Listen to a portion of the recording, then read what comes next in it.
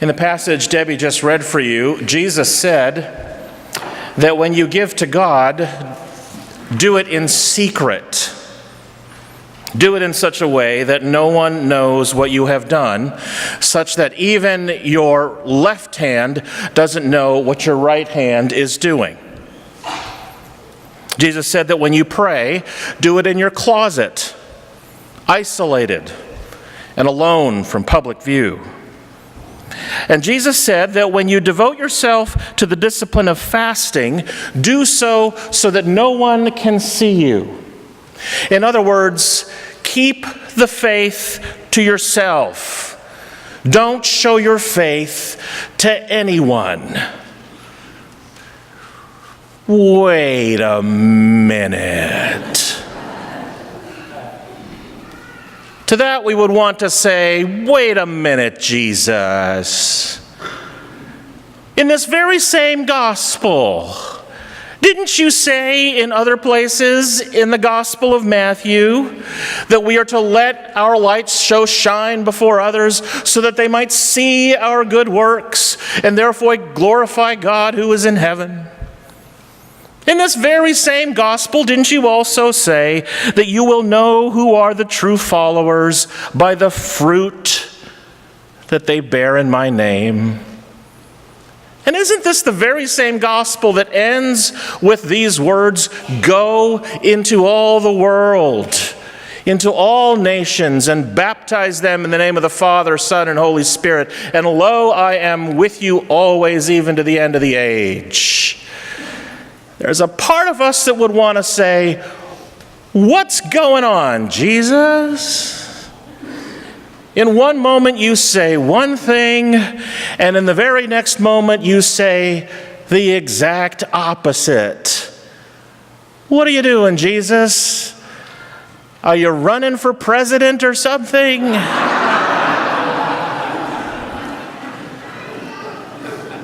Jesus, you can't have it both ways. You are contradicting yourself. What is going on? But then we discover that here is the real issue. That there is a fine line that Jesus wants to tell us about showing your faith on the one hand and keeping the faith to yourself on the other. And ultimately we wonder, what does that have to do with Lent? For Jesus, there is a real distinction between a person's works on the outside and a person's heart on the inside. Over and over again in Matthew, we hear Jesus taking on the Pharisees, those arch nemeses, the Pharisees, telling them over and over again that even though their actions on the outside look pure, on the inside, their hearts are anything but. For Jesus, it is always a question of authenticity. It is a question of making sure that your good actions, your right works, your Christian deeds, all of those things that are visible to others and external to those around us, come from a heart that is equally pure and right and just. I have a question for you.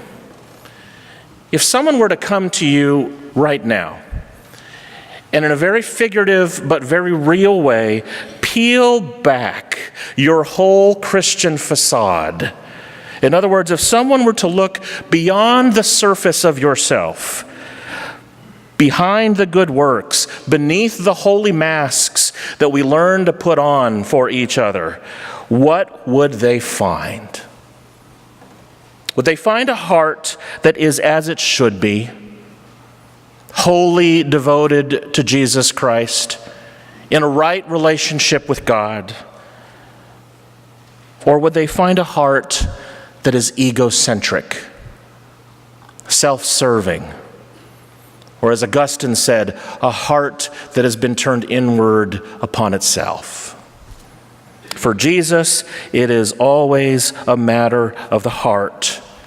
It is all a matter of your motivation, and that ultimately becomes a question about your character.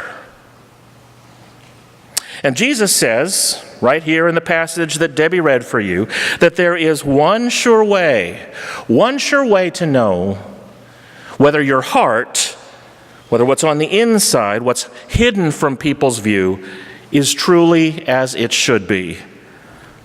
It is to pay attention to what you do in private.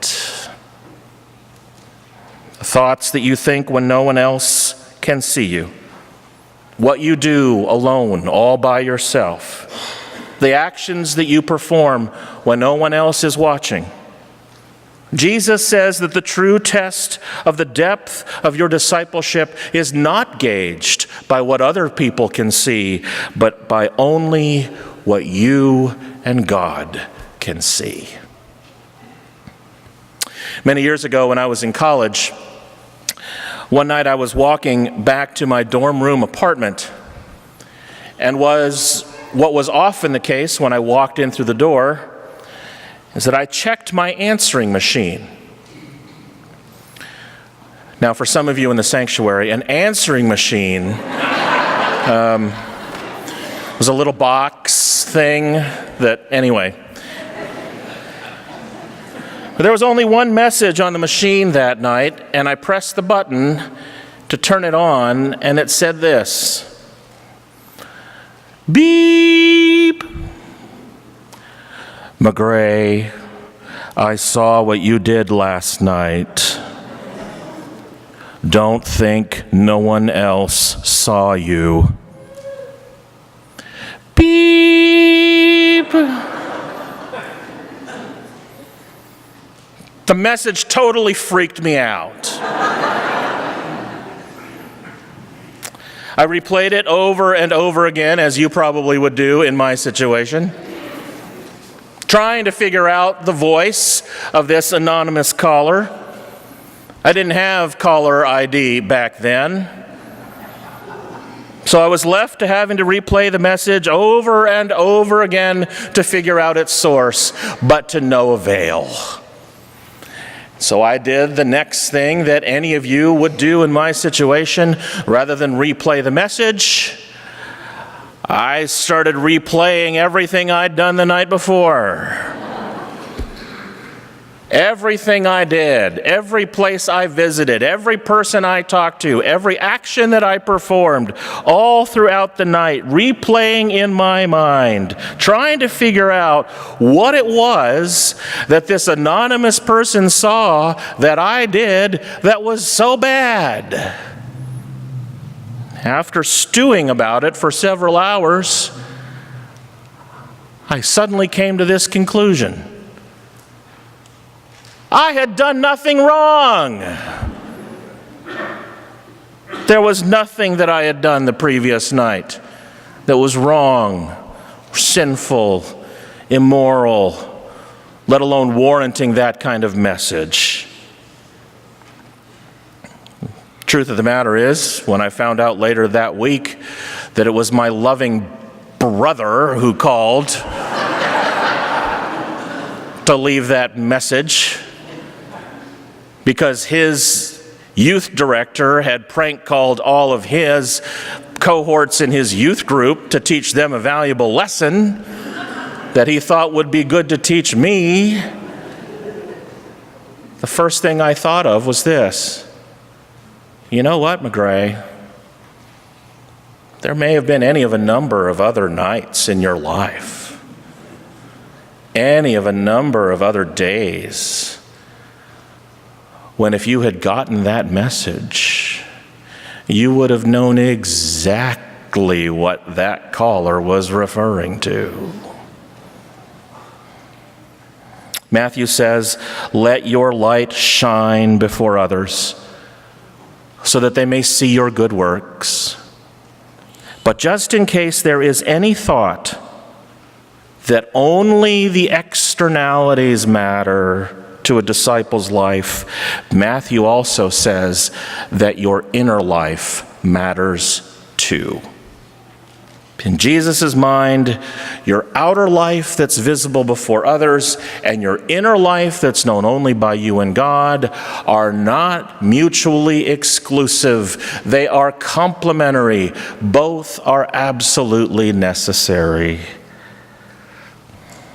And so, over the next 5 weeks and throughout this season of Lent, that's what we're going to be talking about as we explore the content of Christian character, the part of you that only you and God can see. In addition to the scriptures, John Wesley is going to be our guide. In 1742, he wrote an essay called The Character of a Methodist, in which he described the 5 distinguishing features of Christian character. This, for Wesley, these 5 characteristics is what one ought to see when they pull back your facade. A person who loves God, a person who rejoices in God, a person who gives thanks, a person who prays constantly, and a person who loves others. Those are the components that must define your character when no one else is watching. And only you and God can know right now just how far along or just how short you are in any of those 5 components in developing that character. So that is what this new sermon series is about, starting this Sunday. It will be accompanied by a congregation-wide small group study on a book called 5 Marks of a Methodist. And I hope that tonight and in the next few days you will sign up to be part of one of those small groups so that you can read that book, follow along with the sermon series, and journey together with other friends along the journey as you explore this most important topic, the content of your character. And it all starts today with the acknowledgement that all of us, without exception, have work to do to improve our character. Today, as we receive the ashes upon our foreheads that remind us of our mortality and prompt us to full surrender, I invite us to begin anew our Lenten journey.